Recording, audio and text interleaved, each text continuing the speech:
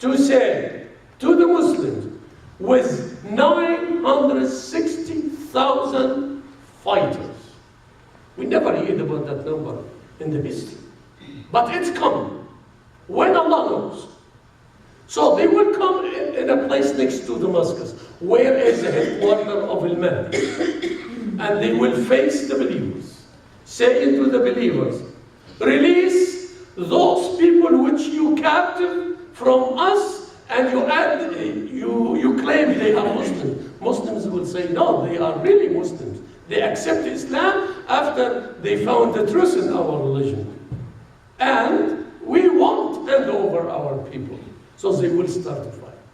Rasulullah said, the army of the believer under the leadership of Al-Mahdi will put a condition for 1/3 of the army to go face him for the first round.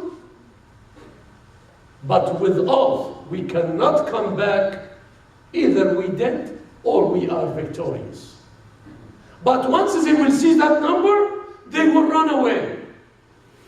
Rasulullah said, those 1/3 of the Muslim army, Allah would never accept their repentance because of what they did. As in Surah Al-Anfal, the booties. But inshallah, we will explain Surah Al-Anfal later on. Next day or next round, I said to you, day or round, it's possible to be considered. Next round, the leadership will send the second third of the army. And they will give the oath, cannot come back unless they will be victorious or they will dead as شهداء. فيشترطون شرطا في اليوم الثاني تقسم بالله ألا ترجع إلا منصورة أو لا ترجع فتموت عن بكرة أبيها وهم أعلى الناس شهادة في عين الله عز وجل. So nobody will come back because they all will be dead in the fight to prevent the Muslims' territory, to defend the Muslim territory. So Allah will consider those the highest shuhada ever. And in the final round, the rest of the army will go to face whatever they have left over there. Of course, from both sides, there are people to die from both sides. And in the hadith, some hint to say that it will be no technology. We can consider that too. When Rasulullah says, وَيَحْجُزُ اللَّيْلَ بَيْنَهُمْ. This is exactly what used to happen in the past. Once sun sets, they cannot see one another, so they stop fighting till the first early light in the dawn. So if Rasulullah repeated that in the hadith, while nowadays, no certain time for fight, at least from the highly armed armies, they have tools to see in the night, their jets, they can see on their sophisticated weapons. So night cannot stop them. But if the night will stop them in the future, that means great possibility, no technology whatsoever.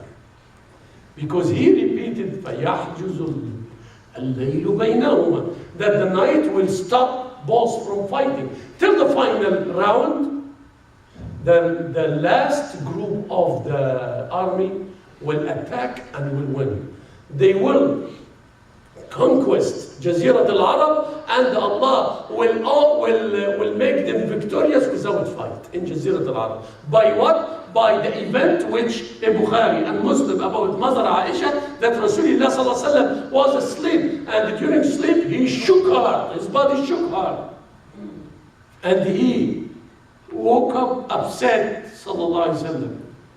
He said, I wonder from those people who came to fight that man, who showed up in Mecca, saying La ilaha illallah.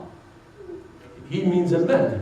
And that army which I spoke with you about it before, that Allah will cause the earth to crack and swallow the whole army, except one or two guys to run away to tell the media or to tell the people what happened. If that happened, that is al-Mahdi. And this is the start of that, of the fight. And plenty Muslims will go from everywhere to join his army. They are not armed people, but they are armed with faith. Live in honor or die in honor and unstable Islam. So, Rasulullah sallallahu alayhi wa sallam saying that after that, the believers will win and they will conquest Jazirat al-Arab without fight, because Allah will cause the destruction of that army as a sign. So Jazirat al-Arab will surrender. Then people from Khorasan will come to support and fight Muslims. Khorasan is Iran nowadays, but they will be beaten too, or defeated. People of Roman, they will come, will be beaten and defeated too. People of Russia and China will come, they will be beaten too. So nobody to be winner over the Muslims, but no number of Muslims anymore. 1/3 of the whole people. Plenty bloodshed, plenty problems. They will conquest Al-Qustantiniya, which is Istanbul nowadays. And the ahadith saying no fight will be in Qustantiniya, in Istanbul nowadays. They will go by sea. They will sail to it. Or they will surround it and repeat takbir. Allahu Akbar and Allahu Akbar. So all the castles will collapse by takbir of the believers. So they will enter without real fight, and they will hang their swords. They will hang their swords on the trees of Zaytun, the olive trees, while someone will come and say to them, oh my God, the Antichrist show up and he took over your families and properties. They will send 10 guys to find the truth as an early alarm, and the whole army get itself to go back. But those 10 guys, they will run first to confirm the news. Rasulullah sallallahu alaihi wasallam, or the companion radiallahu anhu, said, I know their names, I know the color of their horses, and that's another hint about maybe, because it cannot be, I know the color, it could be, I know the color of their tanks, for example. Anyway, so he said, I know their names. So the names of these 10 guys were well known to Rasulullah sallallahu alaihi wasallam, but he didn't disclose the names. Nobody asked him. If they asked him, he would have said it.